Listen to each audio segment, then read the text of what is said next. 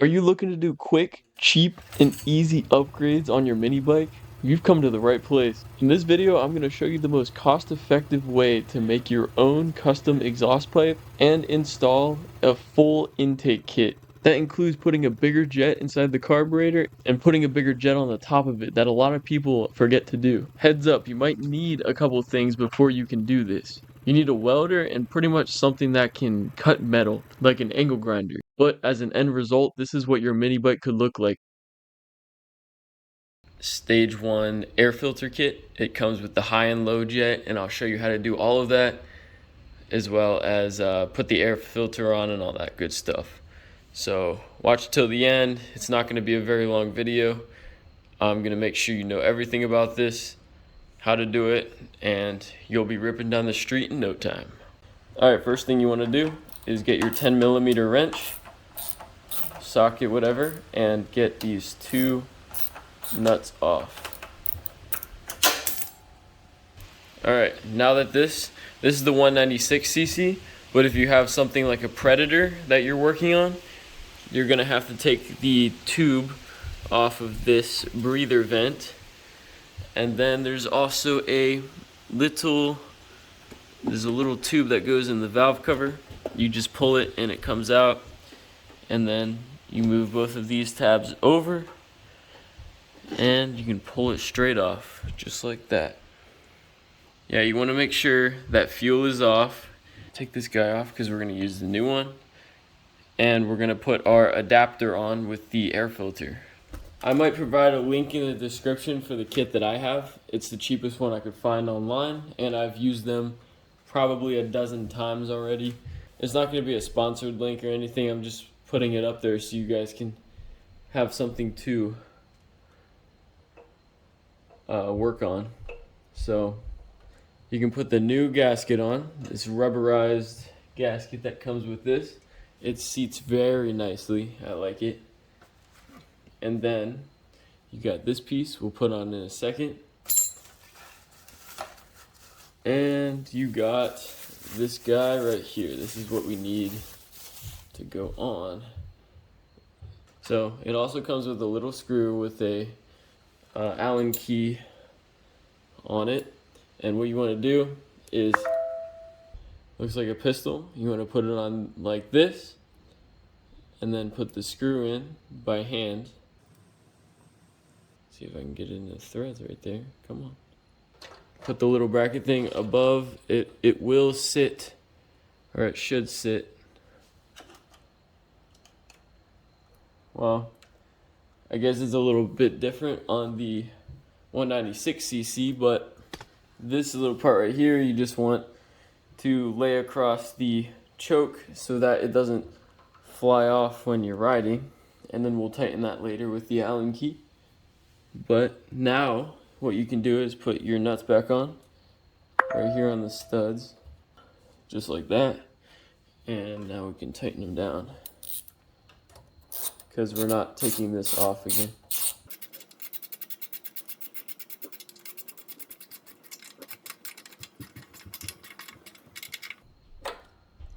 Alright, and we will snug that down in a second. And for visual purposes, I'm going to keep the air filter off for right now so I can show you what to do with the jets. Alright, before you do this, you want to get some paper towels, put them down under the bike so it doesn't get everything all wet. There's going to be a bolt right here that you want to knock loose, and it will shoot out some fuel. Most of the gas did not fall on the floor, so that's good. What we're gonna do here is take this bowl off completely. So the bolt comes out. The gasket came with it, so do not move the gasket if it comes out. Keep it on here and put it somewhere safe. And we're gonna lay that somewhere safe. Right here, right where this is the float right here, if you didn't know. That moves the needle up and down to regulate how much gas goes in. And in this tiny hole right here, in there, you're gonna put a flathead screwdriver, and we're gonna turn it left to loosen up the jet that's in there. It's called the pilot jet. The little keeper here for a socket, I don't know what to call this thing, but it hooks onto a ratchet, and this is what I use all the time on every single one, and should be able to knock it free.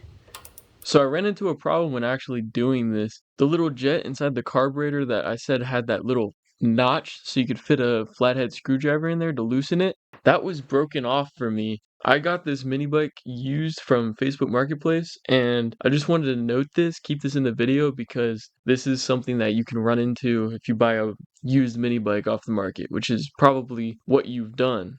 But nevertheless, I took a carburetor off of another mini bike engine that I had, and we're gonna do the same steps on that one. So you wanna take these off just like I showed you. Sometimes the O-ring stays in there, sometimes it doesn't. What we're gonna do here is, you can see inside there's a flathead looking thing. You can see that really well. All you wanna do, you can use this with a screwdriver too, it doesn't really matter. And you wanna shove it inside here, let it catch on, and it should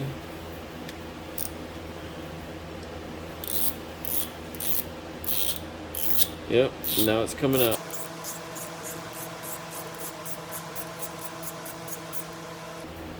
Just like that. And with this one, the motion tube is gonna come out, but in case that happens to you, if this comes out, this tube right here, you can see which way it came out with this long looking tube on top.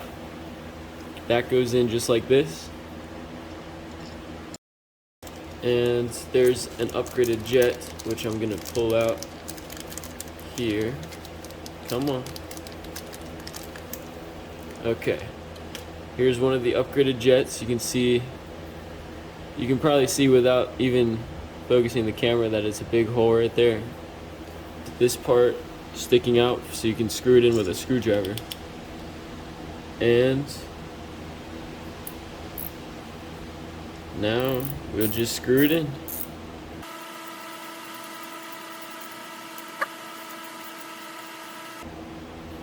And you just want to hand tighten it, so like I'm not going on the ratchet at all, I'm just tightening by hand. And then you can look inside of here. Actually, look in this side.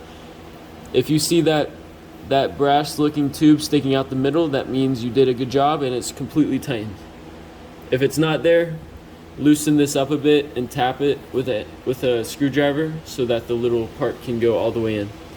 Let me put this bowl back on and show you what's next. Tighten this down, and when you tighten it down, it should stop abruptly like that. And now that you have your bowl on, the next step is to go in your bag again and get out the airflow, or the air jet, I guess. I don't know what to call it. It's this one right here, and it has a bigger hole down the middle for more airflow. You're gonna pop that in right here. You can pop your old one out easy with a flathead screwdriver, and then this baby should just pop right in, just like that. Now that's good. You want to put your, I gotta find it, but you have to put your idle screw back in there. Now that you screwed in this little screw right here, this plastic screw, all you want to do is look inside here. All you want to do is tighten it enough so that it slightly pushes up on the throttle, and you can adjust it from there. And now you can take your air filter,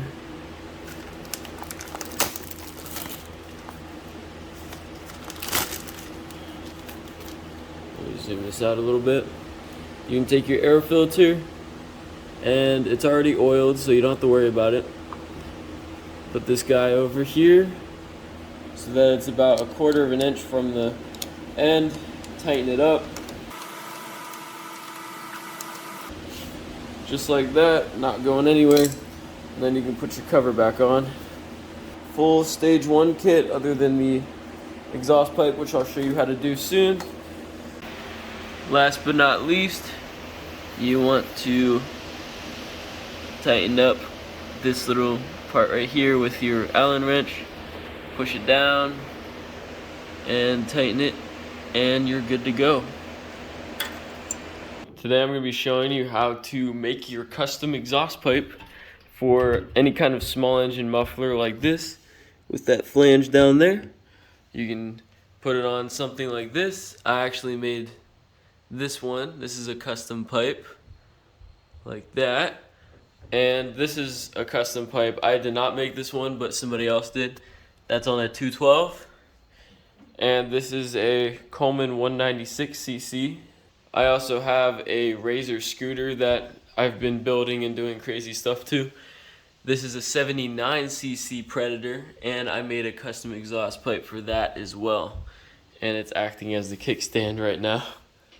So, long story short, you can do this on any engine, any small engine, as long as you have that flange from the original muffler.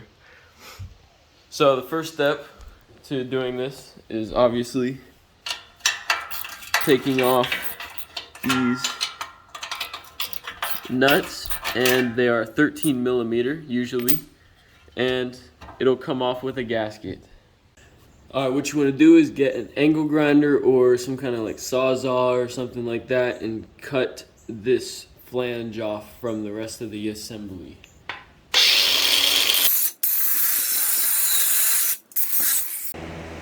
Now you're going to need some type of clamp, like a vise, to be able to cut this extra stuff off the side.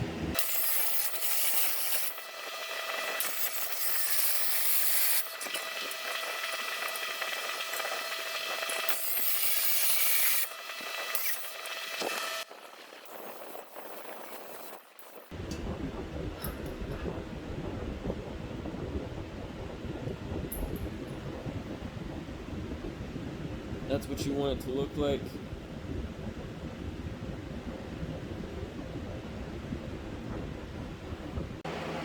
Alright, now what you'll need is some lube. And you're going to need a drill and a step-up drill bit. That's what these things are called, and they drill. If you keep drilling, it'll make the hole wider and wider. Hopefully this is big enough to fit the pipe that I have, so we're going to try it out.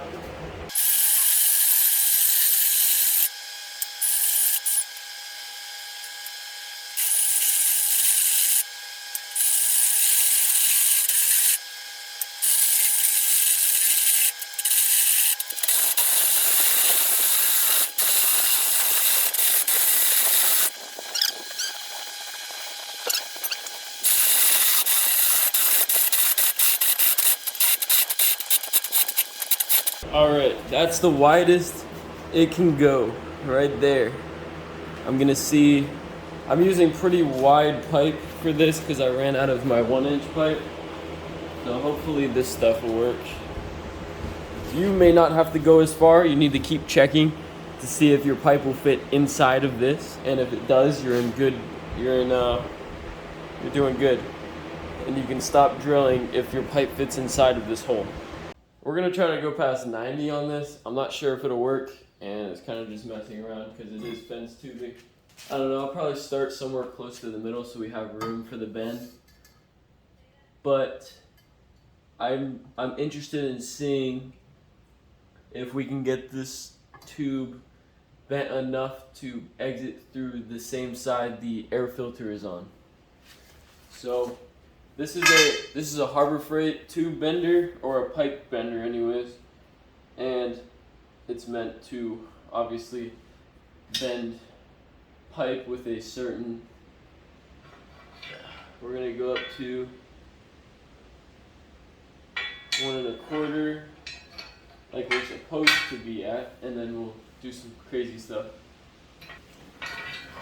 The problem with this machine is that it kinks the pipe a lot because it's only about $150 to buy this. So of course you're gonna run into some issues with it, but that's not a big deal for us. This is a 3/4 die right here, and I also use it for 1-inch pipe. So we're gonna get the 1-inch die and use it for 1 1/4 inch. Here's the 1-inch die. You can see it's much bigger compared to the 3/4. And that will slide right through. The 1 1/4 fits perfectly on there. Tighten this guy down. Alright, and all we're gonna do is start our bend here, sticking it in this thing right here, and it'll start jacking up this hydraulic ram. It does take a while, so I'll probably speed this up if I can. Alright, we're coming close. When it stops moving around on here is when you know you're starting to bend. As soon as it starts bending, you gotta watch it carefully. I'm watching these sides to make sure they're not kinking outward, because that'll indicate that we went too far or are going too far.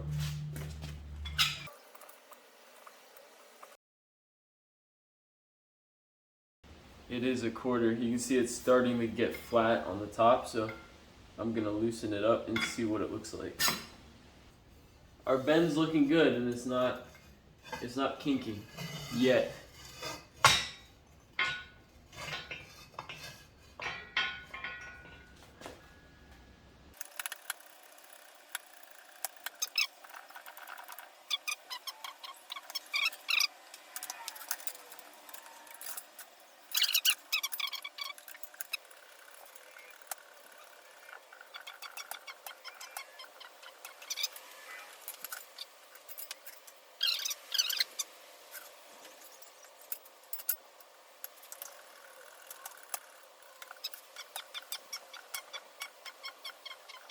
This would have kinked the pipe already, like a regular tube.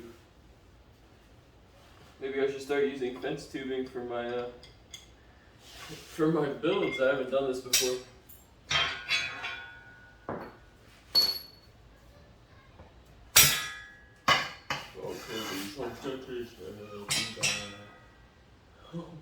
No way. This is what the tube looked like after we were done bending it.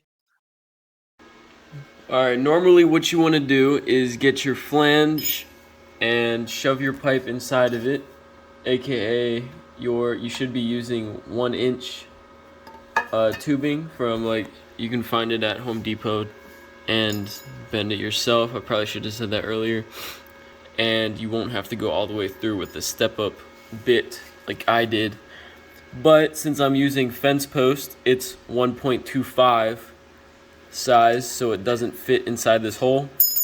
We're gonna go and throw that out. I'm gonna use an old flange that I have. I already cut it. You can see kind of as an example of what I did. This was 1-inch pipe that I shoved inside of the flange here. Make sure it's flush like that. And if it's not, when you're done, you can just grind that part down. And what you're gonna do is keep the pipe there, keep it flat, and you're gonna weld around this area. Now, what you wanna be careful of is welding near these holes. So either don't weld it all right there, which I do recommend you weld all the way around. You can weld it, but be very careful where you're welding. Go a little bit above that hole instead of the other way around. And if you do mess up and you weld inside the hole, you can always re-drill it. It's not a big deal. I just don't like going through all that issue. So it should end up looking like this. If your welds kind of obstruct the nut from going all the way down, you can also grind them down like I did. I always grind the welds down on each side, and then you have a solid flange and pipe ready to go. Now this is the pipe that I made. I cut it already and did everything. It's gonna go out the side and under the rack, which I'll show you in a second. Another thing you want to do is get a permanent marker and put the flange on the engine and mark where you want the pipe to go on each side. So I marked right here. So all you gotta do is line up these little marks here and weld it together, and you have an entire pipe ready to go. So I'm gonna put a couple tacks on this, and we're gonna size it up back on the motor to see if it fits, and if it does fit, we'll fully weld it. I'd say this fits pretty damn well. As you can see, pushing the flange up against the engine, it does exactly what I want it to, come out right at the end here, and I can help this pipe by tying it to the rack so it doesn't vibrate and ruin the engine studs. So yeah, we're gonna finish tacking this up or welding it and bolt it down to see what it looks like.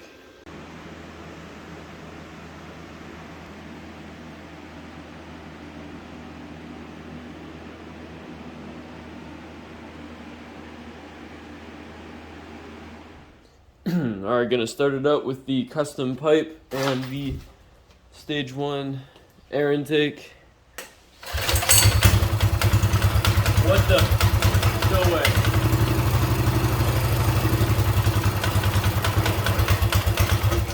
Okay. That sounded pretty good actually. Start up again.